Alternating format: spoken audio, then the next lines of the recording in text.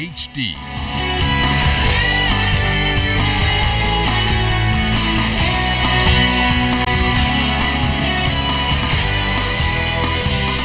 ZNS Network presents The Bahamas Tonight.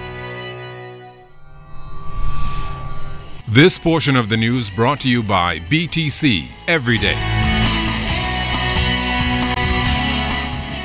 The Bahamian economy is now the focus of talks in Europe. Good evening, everyone. I'm Keishla Adderley. And I'm Charisma Robinson. Following a climate change mission in Paris, the Prime Minister's delegation has now touched down in London.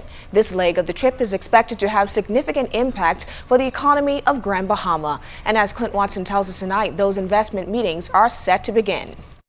Key on the agenda when the government meets with Grand Bahama investor Hutchinson Whampoa will be to discuss an agreement on the way forward with the expiration of business licenses and real property taxes under the Hawksbill Creek Agreement.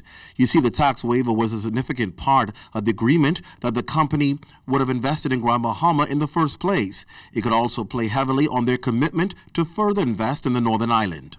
Because it's very important that we make a decision by mid-January. We have until the end of January really. First few days in February, but we want to, by mid-January, have a formal decision that we could communicate to all of the parties and the country. We think we are sort of understanding where we are now, and so I expect to have detailed discussions over the next 48 hours with Hutchinson Whampoa. The government delegation will also be meeting with MSC Shipping about the creation of a new port in the Northern Bahamas, investing $200 million developing the destination. Where they are about to roll off major new cruise ships and making a major entry into the cruise market with passenger ships of 6,000 persons. And they want to have this island, and they have chosen one, and we are very near settling the entire matter. Again, final discussions with them with respect to both the container port and the expansion of the container port by both Hutchison and themselves as to when is that. We were told that it was going to be in October, then November, but we want to be able to settle that. I have every reason to believe that they're waiting to see what the government is going to do with respect to real property tax. The government wants to have special discussions to ensure major employment opportunities on Ocean Key, which will coincide with other developments happening on the island. They want to establish a school or an academy, a training academy, where they would train persons, Bahamians, to work on their cruise ships and to work on their cargo ships in different places in the world. And so we see out of it real opportunities that will positively impact the island of Grand Bahama.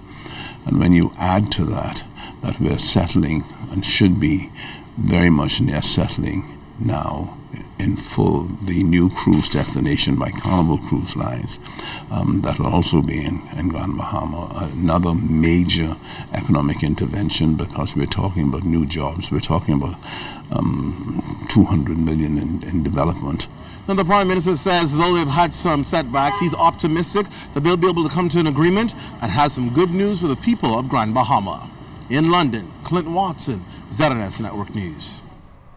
A section of the Lyndon Pindling International Airport was the site of a simulated plane crash exercise this morning. Central to the drill was a downed 737 sponsored Southwest Airlines with a total of 30 people on board.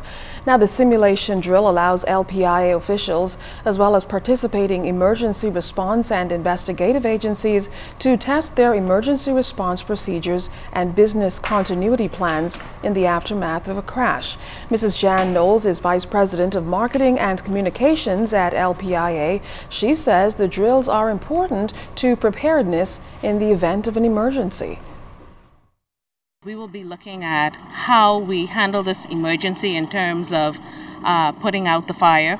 That's going to be simulated, the time frames as it relates to that, ensuring that we get all of the souls off the plane and getting them the correct medical and other care that's necessary. So what you will see out here today is a significant amount of triaging, We will have persons from Public Hospital Authority and other doctors, nurses, and emergency responders out here just dealing with the scenario, making sure that the critically injured are taken care of, the walking wounded are taken care of, and that, you know, the whole process is very smooth and appropriate. Other participating agencies included the Civil Aviation Department's Air Traffic Services and Aircraft and Accident Investigation Services, the National Emergency Management Agency, Airport Authority Security, the Public Hospitals Authority, Doctors Hospital, the police, and Bahamas Red Cross.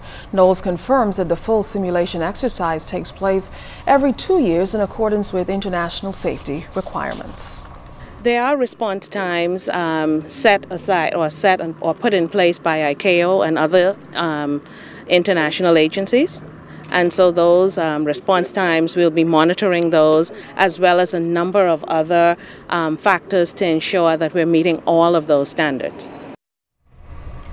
With calls from some to delay the rollout of national health insurance, which is due to be implemented in less than a month, Acting Prime Minister Philip Brave Davis says the government is hearing the cries of those concerned, but is committed to moving forward.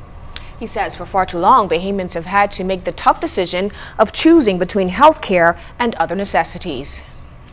We are resolute in ensuring that every Bahamian will have access to health care, medical services. Right? The time has long passed for a person to die just because they can't afford to go to a doctor.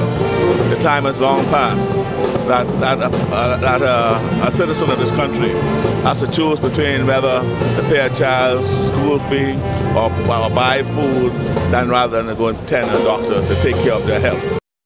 Bahamas Chamber of Commerce and Employees Confederation Chairman Edison Sumner recently suggested that government push back the launch of the health scheme to ensure that it gets it right. He also cited concerns about discrepancies in the cost of implementation.